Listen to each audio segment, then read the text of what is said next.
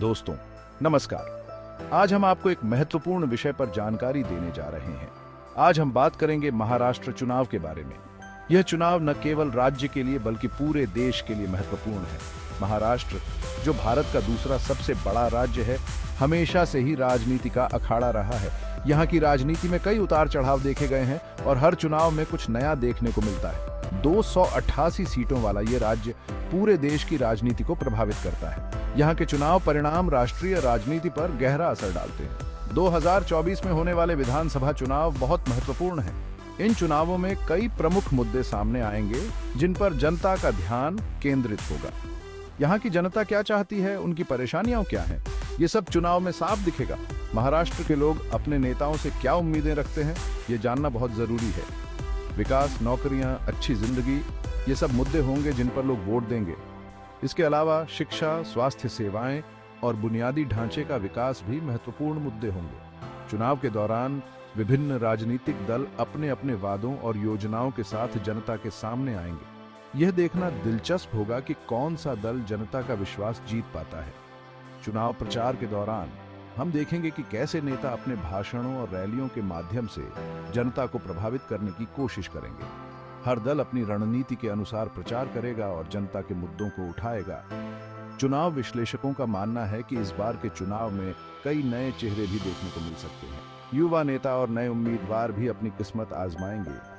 महाराष्ट्र की राजनीति में कई ऐतिहासिक घटनाएं हुई हैं जिन्होंने राज्य और देश की दिशा को प्रभावित किया है। पिछले चुनावों के परिणामों ने भी कई बार चौंकाने वाले मोड़ लिए हैं। इस बार के चुनाव में भी जनता की भागीदारी महत्वपूर्ण होगी। लोग अपने मताधिकार का प्रयोग करेंगे और अपने भविष्य के लिए सही निर्णय लेंगे। चुनाव आयोग भी पूरी तैयारी में है ताकि चुनाव निष्पक्ष और शांतिपूर्ण तरीके से संपन्न हो सके। सुरक्षा व्यवस्था और मतदान केंद्रों की तैयारी भी जोरों पर है। चुनाव परिणाम आने के बाद यह देखना दिलचस्प होगा कि कौन सा दल सत्ता में आता है और कौन से नेता जनता की उम्मीदों पर खरे उतरते हैं। तो दोस्तों बने रहिए हमारे साथ। हम आपको महाराष्ट्र चुनाव से जुड़ी हर महत्वपूर्ण जानकारी देते रहेंगे। धन्यवाद। दोस्तों, याद है ना 2019 के चुनाव? वो चुनाव जिसने महाराष्ट्र की राजनीति को हिलाकर रख दिया था। किसी को भी पूरी जीत नहीं मिली थी। किसी भी पार्टी को स्पष्ट बहुमत नहीं मिला था, जिससे सरकार बनाने के लिए गठबंधन की जरूरत पड़ी। बीजेपी और शिवसेना ने साथ मिलकर सरकार बनाई। देवेंद्र फडणवीस मुख्यमंत्री बने। यह गठबंधन कई सालों से चला आ रहा था और लोगों को उम्मीद थी कि यह सरकार स्थिर रहेगी। लेकिन बाद में शिवसेना ने बीजेपी का साथ छोड़ दिया। सरकार गिर गई। यह एक बड़ा राजनीतिक भूचाल था जिसने राज्य की राजनीति को एक नई दिशा में मोड़ दिया। फिर शिवसेना ने एनसीपी और कांग्रेस के साथ मिलकर सरकार बनाई। उद्धव ठाकरे मुख्यमंत्री बने। यह गठबंधन भी अप्रत्याशित था और लोगों के बीच कई सवाल खड़े कर दिए। राजनीतिक विश्लेषकों ने इस घटनाक्रम को लेकर कई तरह की अटकलें लगाई। क्या यह गठबंधन टिक पाएगा? क्या महाराष्ट्र की जनता इस नई सरकार को स्वीकार करेगी? जनता के बीच भी इस बदलाव को लेकर मिली जुली प्रतिक्रियाएं थी। कुछ लोग इस नए गठबंधन को एक नई शुरुआत मान रहे थे, तो कुछ इसे अवसरवादिता का उदाहरण बता रहे थे। उद्धव ठाकरे ने मुख्यमंत्री पद संभालते ही कई महत्वपूर्ण फैसले लिए। उन्होंने राज्य की जनता को भरोसा दिलाने की कोशिश की कि यह सरकार उनके हित में काम करेगी।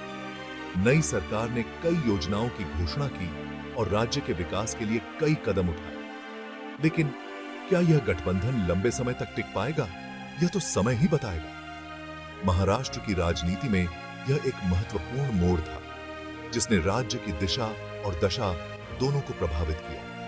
आने वाले समय में यह देखना दिलचस्प होगा कि यह गठबंधन किस तरह से काम करता है और राज्य की जनता के लिए क्या-क्या बदलाव लाता है। 2024 में तो मैदान में और भी खिलाड़ी हैं। इस बार का चुनावी दंगल पहले से कहीं ज्यादा रोमांचक और चुनौतीपूर्ण होने वाला है। हर पार्टी अपनी पूरी ताकत और रणनीति के साथ मैदान में उतर रही है। बीजेपी और एकनाथ शिंदे वाली शिवसेना साथ में चुनाव लड़ेंगे। इस गठबंधन ने पिछले चुनावों में भी अच्छा प्रदर्शन किया था और इस बार भी ये जोड़ी अपनी जीत सुनिश्चित करने के लिए कोई कसर नहीं छोड़ रही है।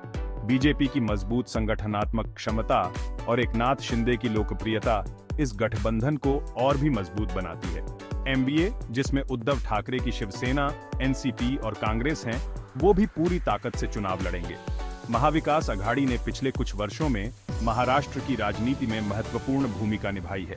उद्धव ठाकरे की नेतृत्व क्षमता, शरद पवार की राजनीतिक सूझबूझ और कांग्रेस की व्यापक जनाधार इस गठबंधन को एक मजबूत विकल्प बनाते हैं। राज ठाकरे की एमएनएस भी मैदान में होगी। राज ठाकरे की भाषण शैली और उनकी पार्टी की आक्रामक राजनीति ने हमेशा से ही महाराष्ट्र की राजनीति में एक अलग पहचान बनाई है। इस बार भी एमएनएस अपने मुद्दों और विचारधारा के साथ चुनावी मैदान में उतरेगी। इनके अलावा वंचित बहुजन अघाड़ी और आम आदमी पार्टी भी अपनी किस्मत आजमाएंगे। वंचित बहुजन अघाड़ी ने हमेशा से ही समाज के पिछड़े और वंचित वर्गों के मुद्दों को उठाया है, जबकि आम आदमी पार्टी ने अपने भ्रष्टाचार विरोधी एजेंडे के साथ जनता का ध्यान खींचा है। इन दोनों पार्टियों की उपस्थिति चुनाव को और भी दिलचस्प बना देती है। इस बार का चुनावी मैदान वाकई में एक महायुद्ध की तरह होगा, जिसमें हर पार्टी अपनी पूरी ताकत और रणनीति के साथ उतरेगी।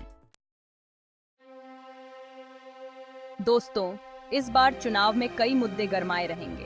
किसानों की परेशानियां, जैसे फसल का बीमा, कर्ज माफी, कम से कम समर्थन मूल्य, ये सब बड़े मुद्दे होंगे। शहरों का विकास, जिसमें घर, सड़कें और बाकी सुविधाएं आती हैं, वो भी महत्वपूर्ण होगा। बेरोजगारी, महंगाई और अर्थव्यवस्था की हालत भी चुनाव को प्रभावित करेगी। हर पार्टी जीतने के लिए अपनी अपनी रणनीति बनाएगी। बीजेपी मोदी जी की लोकप्रियता और विकास के नाम पर वोट मांगेगी। एमवीए शिवसेना के पुराने वोटर, एनसीपी का संगठन और कांग्रेस के अनुभव का इस्तेमाल करेगी। मन से मराठी पहचान की बात उठाएगी। आखिरकार फैसला तो महाराष्ट्र की जनता को ही करना है। वोटर अपने हिसाब से मुद्दों को देखकर वोट देंगे। यह चुनाव राज्य के भविष्य के लिए बहुत महत्वपूर्ण है। महाराष्ट्र में गठबंधन की राजनीति हमेशा से ही उलझी हुई रही है। 2024 में भी गठबंधन अहम भूमिका निभाएंगे। चुनाव से पहले या बाद में कौन किसके साथ जाता है, यह चुनाव के नतीजों पर असर डालेगा। 2024 के महाराष्ट्र विधानसभा चुनाव बहुत महत्वपूर्ण हैं। चुनाव के नतीजे राज्य की दिशा तय करेंगे।